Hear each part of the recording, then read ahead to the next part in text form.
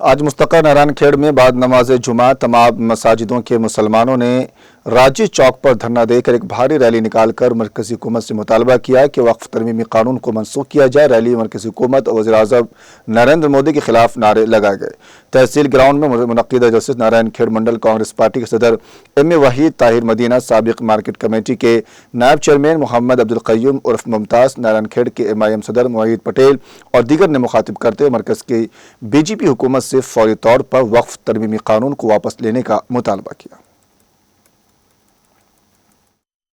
పుంజుకునే ప్రయత్నం BJP government, Modi government, Amit Shah గారు చేస్తున్నారు. ఇలాంటి ఒక వక్ఫ్ బిల్ తెచ్చి ముస్లిమ్స్ కి 1954-55 లో ఉన్న రైట్స్ ని గుంజుకునే ప్రయత్నం ఈ మెజారిటీ ఉందని కేంద్ర ప్రభుత్వం మోదీ అమిత్ షా ఈ వక్ఫ్ బిల్ తెచ్చి ముస్లింలకు అన్యాయం చేయాలనుకుంటారు.